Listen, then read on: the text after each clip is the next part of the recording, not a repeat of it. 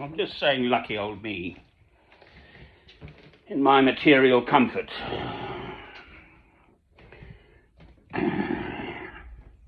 Yes, I know there's always been suffering in the world. My old jungle's doing quite well. Rather proud of that arch. Kitty Chen. Facilities. It's not a flash place. It's just all my material needs. So, my son, Robert Francis, who's dead, he committed suicide at the age of 18. That was the last picture my former wife bothered to send me, so there we are. So I know what suffering is, thank you. He wasn't actually killed, but he might as well have been by the English courts and his mother. Oh dear. Right, so I've got all my family stuff laid out, just having a little wonder who in heaven's name I am. I know what I am. I am a Christian. Autumnal in England, and I say England because it's a foul little country, always has been, quite frankly. I used to think it was something, but basically if one looks at the history of this country, there's some good stuff, but there's an awful lot of awful stuff too. I am British, I can't help it. Both sides of my family are, well, Scottish and English. Mother's side Scottish, father's side English.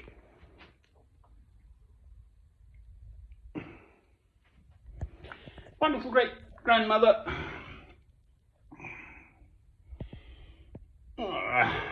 Scottish. So, lucky old me is what I'm saying, and what about the rest of the world then? Right, well, there is suffering throughout the world, one way or another. There always has been, and I suppose until the second coming of Christ there always will be.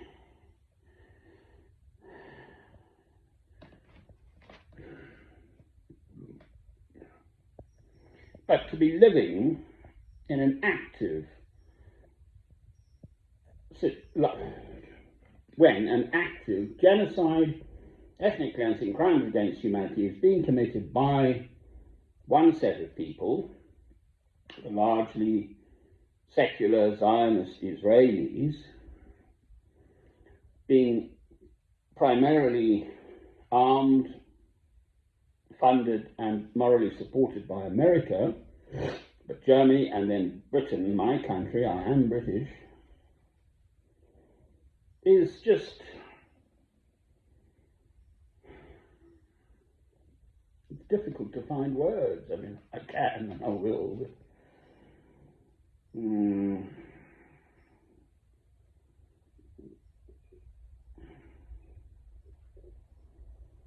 because it normalizes it. It basically says it's okay if it continues. The United Nations, whatever the figures are, 145 plus nations have condemned it, but America keeps at it. America, of course, is just a rogue state. They're taking out these boats in international waters off Venezuela, so it's lining up for a military intervention there. The so-called peace plan in the Holy Land about the Gaza Strip and so on is utter twaddle. Obviously that was never going to work. I mean, quite frankly, a child could have seen that. There were no deadlines, no commitments, no... They didn't have the Palestinians involved for a start. Oh, brilliant. Well, it's not, because they're suffering. Virtually every time I turn on the tap in my kitchen, obviously I get fresh, clean, drinking water. Well, they don't. So that's generations of suffering, because that's what's going to happen, but generations of, you know, they want to get their own back. Instinctively, one has had, in the past tense, an empathy, at the very least, towards Jewish people because of the Holocaust, the Shoah, the actual Nazi Holocaust, and how they were persecuted. That's been in I was born in 1956. I'm now 69 years old.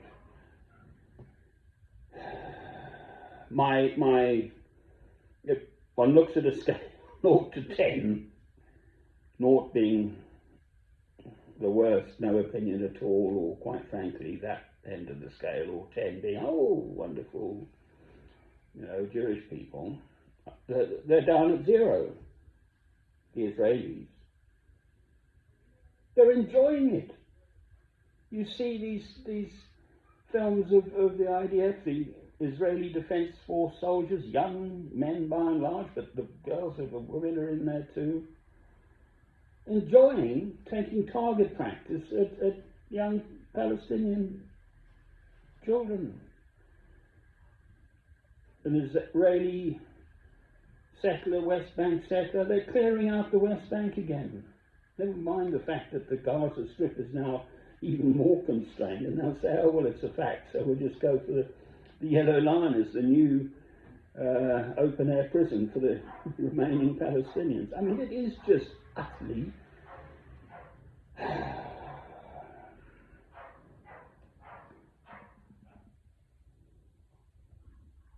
And the problem is America's doing it, and then, you see, there was the second diaspora. So now we're into God's will. I am a Christian, and you can't argue with God. You can try. But God was, He is, and He will be. So little mankind in that context is as nothing.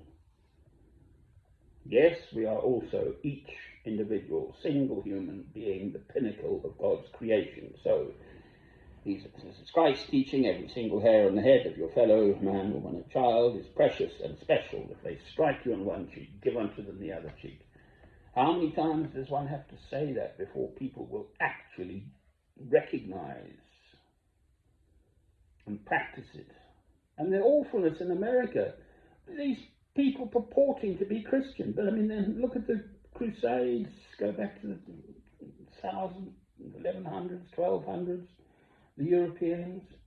But now there are Jewish people dispersed throughout the world, the second diaspora, AD 70, and then the Bar Kokhba revolt in AD 132 to 5 or 6. And again they were dispersed. That was God's will. So now there are Jewish people throughout the world, whatever they think. The chief rabbi of Britain, I haven't heard a word of sympathy or empathy about the Palestinians from him. Well, what that is generating is a sort of collective revolt against what one set of human beings is doing, which happens to be a largely secular Zionist set of Israelis who aren't Arab, aren't Middle Eastern. Most of them are European, kind of white origins. Russian, Belarus, and all over the show, Poland, Germany. So that is then generating now, amongst ordinary people throughout the world, anyone who takes an interest in these things, a sort of antipathy, at the very least, towards a country which is behaving like this, and the people of that country. And it's not just the current set of leaders. There's Netanyahu now, who's getting on. The awful little man in America who's getting on, the president, that is, I won't say his name. But they're the younger generation coming through, so there's a whole raft of them in America. But Ben Gvir and Smotrich are the two I know the names of in Israel. And they're absolutely go for it. Clear them out. This Israeli settler woman, a grandmother, she's born children, basically saying, we'll just kill all Palestinians. Mothers with, pregnant mothers too, fine, just get on with it.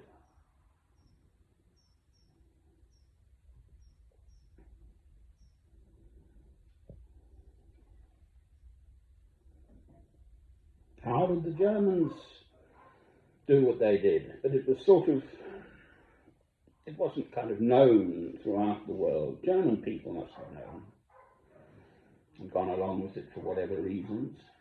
Whereas now, we see the images of these devastated wastelands of rubble and skeletons of buildings, if there's anything left at all, and human beings, Palestinians, walking in lines through huge, great swathes of human souls walking along the coastal road and so on.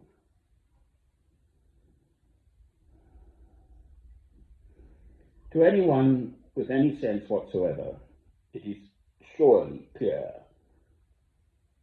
that this will cause much more trouble in the days, weeks, months, and years, decades, possibly centuries, if we live that long. I might push the old nuclear button, you never know. That'll sort things out and wipe out mankind altogether. I believe cockroaches are liable to live in particular. Have you heard the one about the cockroach? Why, they, Jewish humour.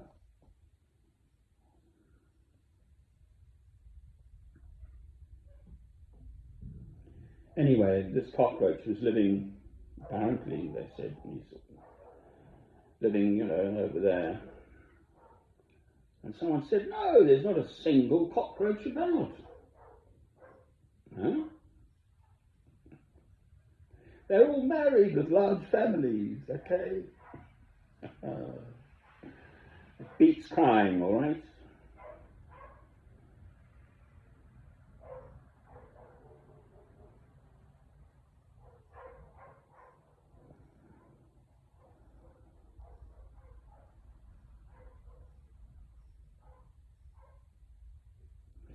I love St. Francis of Assisi and, of course, the Poor Clares, so his greeting or farewell was Pacé e Bené, peace and goodwill. Pacé e Bené.